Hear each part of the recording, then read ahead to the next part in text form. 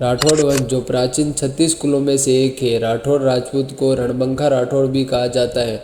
आज हम राठौड़ वंश का इतिहास जानेंगे।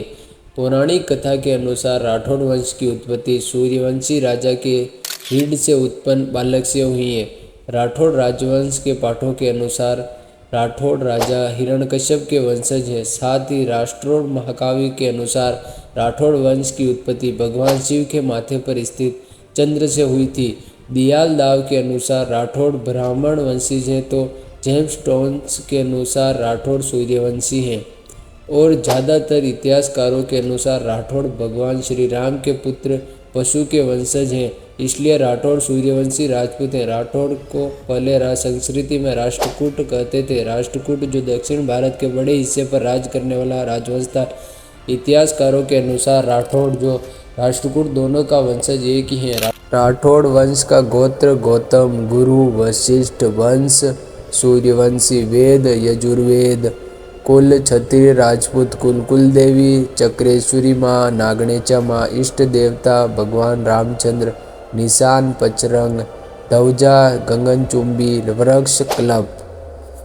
1240 ईस्वी के आसपास में राजसिया ने कुछ खास सरदारों के साथ कनौज के पास बदायूं के नेहरू भूमि यानी मारवाड़ की ओर आए थे। राव सिया जब मारवाड़ के राठौड़ वंश के संस्थापक थे। राव सिया के बाद राठौड़ वंश में राव दुहल हुए, जिन्होंने बाड़मेर के नागणेचा गांव में राठौड़ वंश की कुलदेवी नागणेचा माता की मूर्ति स्थापित की।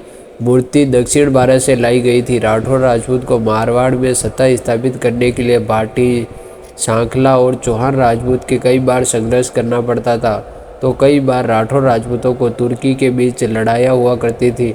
राव चूड़ा, जिन्होंने मंडोर के अपनी राजधानी बनाकर मारवाड़ राज्य का काफ़ी विस्तार किया और मारवाड़ में राठौड़ राजपूत की शक्ति को मजबूत बनाया। राव जोधा जब मारवाड़ के शक्तिशाली और प्रतापी राजा थे। मेवाड़ के राणा कुंभा ने राठौड़ राजपूत के मंडोल को अपने अधिकार में ले लिया। तब राव जोधा ने फिर से मंडोल को अपने अधिकार में ले लिया। 1459 में जोधपुर नगर की स्थापना की और राव जोधा ने सूर्यगढ़ यानी मेहरानगढ़ दुर्ग भी बनाया। राव जोधा के पुत्र राव बीका ने बीकानेर राज्य की स्थापना की। राठौड़ राजपूत ने मारवाड़ के बाहर भी कई सारी छोटी और बड़ी रियासत की स्थापना की थी। राठौड़ वंश के मुख्य 13 शाखाएं की अनूप शाखाएं हैं।